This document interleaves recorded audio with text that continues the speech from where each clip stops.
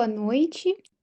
Como a doutora Caroline falou, a gente tem as unidades de AVC, no nosso hospital, e temos separado a unidade de AVC agudo, em que o paciente é recebido e são dados é dado o primeiro atendimento ao paciente, e depois esse paciente vai ser, transferido para o setor de AVC integral. O meu foco agora é falar então do papel do neurologista na unidade de AVC integral e falar também sobre a alta do paciente, porque não adianta a gente fazer toda a correria de receber o paciente rápido, em tempo hábil, fazer uma terapia de reperfusão, como uma trombólise, uma trombectomia, mas não fazer a alta dele com calma e pensando no que nós podemos fazer por esse paciente para que ele não tenha um novo evento e para que ele consiga ser reinserido no meio em que ele vivia antes. Tá passando o slide aí para vocês? Passou ali para a unidade de AVC integral? Sim, né? Tudo certo. Então, aqui nós temos a foto da nossa unidade de AVC integral, que é um espaço amplo, que tem muitos leitos, né? São 24 leitos. Nós temos a possibilidade de abrir leitos extras quando temos uma superlotação no setor de AVC agudo e agora na unidade de AIT. E nós temos a nossa sala de reabilitação, que além de ser uma sala muito bonita, bem iluminada, os pacientes gostam de estar lá para fazer reabilitação com toda a equipe multi. É muito importante a gente pensar que o AVC é um esporte de time, não se faz trabalho com pacientes com AVC sozinho, não é só o médico, não é só o enfermeiro, não é só o fisioterapeuta, o TO, é todo mundo junto. Então, por isso a importância de a gente falar sempre em equipe multi, de mostrar a importância de cada profissional e que esse trabalho seja feito junto, não é cada um fazendo separado, porque o bem do paciente é o nosso maior compromisso. Então, aqui nós temos a nossa sala, que é utilizada pela fisioterapia, pela terapia ocupacional, às vezes pela fono também, e assim por diante. Quais são os objetivos da nossa unidade de AVC integral? Primeira coisa, investigação etiológica. Eu quero saber por que que o meu paciente teve um AVC. A doutora Caroline falou, pacientes jovens também têm AVC, né? Não são só pacientes idosos que têm uma cardiopatia, que têm pressão alta, que têm um diabetes, que vão ter o AVC. Também tem pacientes jovens que apresentam. E a gente precisa investigar para entender o que que aconteceu para que lá na frente isso não se repita. Então, primeira coisa, investigação etiológica. Depois eu vou passar cada tópico um pouquinho mais a fundo para vocês entenderem. Outra coisa importante, prevenção secundária precoce, ou seja, descobrir que o paciente teve o AVC por uma causa cardioembólica, ele tem uma fibrilação atrial, uma arritmia ali no coração. O que que eu vou fazer? Vou começar um anticoagulante. Como a doutora Caroline também comentou, a gente ainda não tem os novos anticoagulantes pelo SUS aqui em Joinville, que é algo que nós estamos tentando, né? E também tem outras causas que a gente vai ter que partir com alguns tratamentos. Por exemplo, se o paciente não sabia que tinha um diabetes, a gente vai começar a fazer o tratamento desse diabetes, com insulina, com a metformina, enfim. Outra coisa importante, outro objetivo da unidade de AVC integral é a identificação da necessidade de reabilitação. Os AVCs não são iguais. Cada organismo reage de uma forma diferente. Cada tipo de AVC vai ser uma lesão diferente, num local diferente.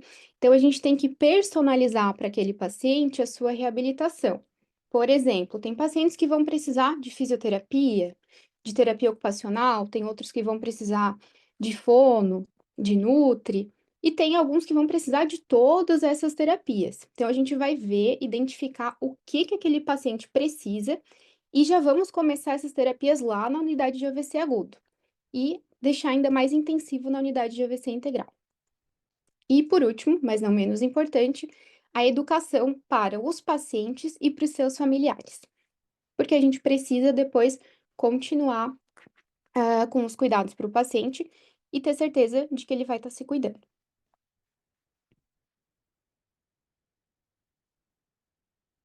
Aqui só para lembrar, eu falei para vocês, não adianta a gente fazer ali, ó, educação populacional, a prevenção primária para não ter um AVC, o tratamento de fase aguda, falar com o SAMU, para o SAMU levar tempo para o hospital, ter toda a organização da sala de emergência, se eu não vou dar depois o segmento adequado para esse paciente, né? Aqui nós temos, então, associação de paciente, que é a BAVC, nós vamos ter prevenção secundária, reabilitação, se necessário, hospital de retaguarda.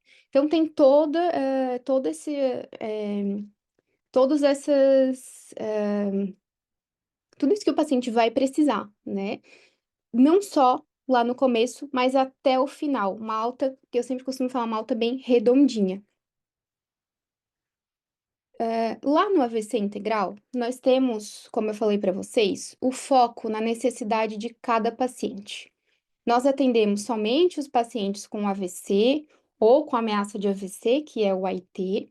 Temos uma equipe especializada, uma equipe de dar orgulho, maravilhosa, e muito dedicada. Temos centro de tomada de decisões, de acesso a outras áreas também do hospital, a outras especialidades, quando há necessidade de um acompanhamento interdisciplinar. E nós temos uma equipe assistencial que é focada em prevenção de complicações, por exemplo, prevenção de infecções em pacientes que estão acamados, reabilitação precoce, como eu disse, começa lá no AVC agudo e continua no AVC integral. Educação, tanto para o paciente quanto para os seus familiares ou para os cuidadores. Aderência da prevenção secundária, não basta eu falar para o paciente que ele tem que se cuidar, eu quero ter certeza de que ele está se cuidando. Então, a gente fica em cima mesmo. E um follow-up personalizado para cada paciente. Como é que funciona lá na unidade de AVC integral? Nós temos visita à beira-leito com toda a equipe durante os dias de semana, temos tira-dúvidas também com os residentes durante o fim de semana. Temos a apresentação mensal dos indicadores, dos dados, de como que está funcionando a equipe de AVC integral, para a gente saber o que que a gente pode melhorar. Por exemplo, num determinado mês, nós tivemos aumento de pneumonia nos pacientes. Poxa vida, o que que está acontecendo? O que que a gente precisa melhorar para que esses pacientes não façam tanta pneumonia? Ou estamos tendo lesão por pressão. A nossa meta é não ter lesão por pressão nos pacientes do AVC integral. Se a gente teve, o que está acontecendo? Está faltando trocar o decúbito do paciente, está faltando hidratação, precisamos melhorar a nutrição dos pacientes. Então, é para a gente ficar de olho. E nós temos também encontros com a escuta da equipe toda, equipe multi, para melhorar sempre o nosso processo. Primeiro ponto, então, que eu tinha falado, investigação etiológica, saber a causa do AVC do paciente. Como é que a gente vai saber por que que o paciente teve AVC? Vamos fazer alguns exames. Eletrocardiograma, ecocardiograma, Doppler de carótidas, Doppler transcraniano, Holter, ressonância de crânio, anjo-resso, eco transesofágico, exames de sangue como trombofilia, sorologias. É claro que nós vamos fazer uma propedêutica inicial para todos os pacientes e conforme o andar da carruagem, a gente vai sentindo a necessidade de outros exames e vai pedindo exames adicionais se necessário. Então, aqui, vou passar rapidamente a classificação que a gente usa, que é a classificação de Toast, para poder classificar o AVC do paciente. Nós temos ali AVC cardioembólico, que eu comentei, a fibrilação atrial. Tem outras causas também, mas a mais falada, a fibrilação atrial, que é uma arritmia cardíaca. Temos 25% dos casos. Temos AVC de grandes vasos, que são dos vasos que levam sangue até a nossa cabeça, que vão irrigar o cérebro, 25%. Criptogênico, em que não foi encontrada a causa, 30%. Pequenos vasos, quando tem aqueles vasinhos bem pequenininhos entupidos, 15%, e outros 5%. Então, para eu poder classificar dentro da classificação de Toast, eu preciso fazer aqueles exames, fazer com uma propedêutica básica, com eletrocardiograma, com ecocardiograma e Doppler de carótidas, e, se necessário, prosseguir com os outros exames que eu falei, Doppler transcraniano, angiorressonância, ecotransesofágico. Partindo para prevenção secundária. Para eu prevenir de forma secundária, ou seja, aquele paciente que já teve um AVC e eu prevenir um segundo AVC, eu preciso fazer investigação, que é o que a gente viu ali. Então, claro, a prevenção vai depender da causa do AVC, mas existem algumas coisas que eu posso fazer em todos os pacientes. Por exemplo, controle da pressão, controle da glicemia, atividade física e cessação de tabagismo e etilismo. Isso aí, que são as mudanças de estilo de vida, eu preciso indicar para todos os meus pacientes. E não é só falar, né, que precisa fazer, mas está sempre orientando. Poxa, seu João, que legal, o senhor parou de fumar. Né? A gente precisa reconhecer também as vitórias do paciente. E claro, nós vamos ter a prevenção específica à causa do AVC. Como nós comentamos, o paciente tem uma fibrilação atrial, ele vai precisar anticoagular. Ele tem um AVC porque tem muita gordurinha nas artérias, a gente vai ter que usar uma estatina. E também antiagregação plaquetária em alguns casos. Vamos agora para o terceiro ponto, que é a reabilitação. Como eu tinha mostrado para vocês, essa é a nossa sala de reabilitação. É claro que também o pessoal da reabilitação, da Multi, faz reabilitação fora da sala, né? A físio, por exemplo, quando possível, vai caminhar com o paciente no jardim do hospital, vai caminhar no corredor. Então, claro, é utilizada essa sala, mas outros locais do hospital também. Nós temos, então, a fisioterapia, terapia ocupacional, a nutrição, a fonoterapia, a psicoterapia e o serviço social. Ainda bem, porque não tem como a gente atender um paciente de AVC sem todo esse time que, felizmente, é maravilhoso que a gente pode contar. Então, aqui eu queria mostrar para vocês algumas fotos. A primeira fotinho ali em cima, a psicóloga, assistente social ali com o paciente, no momento lúdico. Ali do lado a gente tem o paciente fazendo a terapia ocupacional, ali embaixo o paciente com a físio, e legal que a gente tem ali na última imagem do canto direito, o paciente participando dos jogos sérios com a fisioterapeuta. Então, além de a gente ter eh, a reabilitação comum, digamos assim, nós temos ainda alguns instrumentos, algumas ferramentas para que o paciente engaje ainda mais nessa reabilitação. Por último, nós temos a educação. O que que seria isso? Temos educação para o paciente em si, quando, é claro, o paciente tem condições de entendimento do que é necessário que ele faça, e também para o cuidador. Temos aqui alguns materiais da própria Associação Brasil AVC, alguns não são muitos materiais, materiais de qualidade. Quem tiver interesse depois pode procurar a gente.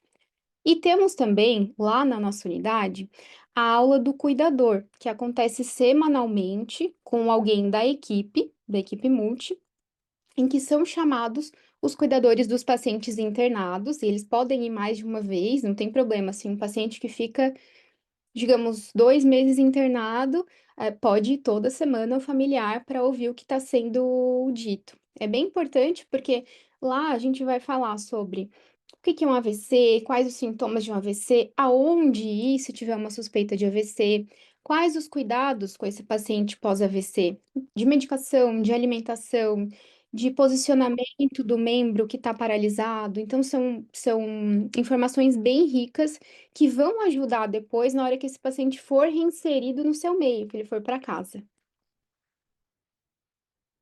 E aí nós chegamos num ponto crucial que eu havia comentado. Não adianta eu fazer toda aquela correria, planejar como é que vai ser a entrada do paciente na unidade de AVC agudo, fazer trombólise, fazer trombectomia, descobrir o que ele tem e na alta fazer uma coisa meia boca. Não, eu tenho que planejar essa alta e pensar em vários pontos. Quais são eles? Quem que é o cuidador principal do paciente? Quem que vai estar com ele? Quem que vai dar a medicação para ele? Eu preciso orientar esse cuidador. E aí entra a aula do cuidador também. Como que vai funcionar a reintrodução do paciente ao meio? Ele vai para onde? Ele vai para a casa dele, que ele morava? Ele não tem condições de ir para casa dele, porque, por exemplo, ele morava sozinho e agora ele não consegue mais ficar sozinho, ele tá com um lado paralisado, ele precisa de ajuda. Ele vai para onde? Ele vai para casa de um filho, de um parente, de um amigo? Como é que vai funcionar isso? E aí nós temos a equipe do EMAD, que é a atenção domiciliar do hospital, que vai estar acompanhando para ajudar nessa reinserção do paciente. Eles acompanham por mais ou menos um mês e vão ajudar, vendo a casa do paciente, né? Poxa, aqui seria interessante colocar uma barra de apoio para ele não cair. Ah, não, ele tá com um tapete ali, ele vai tropeçar e cair nesse tapete. O que que a gente pode fazer? Vai ajudar a família nessa transição do hospital para casa. Outra coisa importantíssima, reabilitação. A gente vai planejar para onde que esse paciente vai, né? De reabilitação. Ele vai para uma clínica referenciada, ele vai fazer a reabilitação, na unidade básica de saúde, ele vai ser encaminhado para o SER. Então, a gente vai combinar ali com a equipe toda o que que esse paciente vai fazer depois de reabilitação. Ele já sai com encaminhamento para fono, para físio, para TO, para nutri, para psico, porque ele precisar. Algo muito importante também, capacidade laboral do paciente. Esse paciente trabalhava?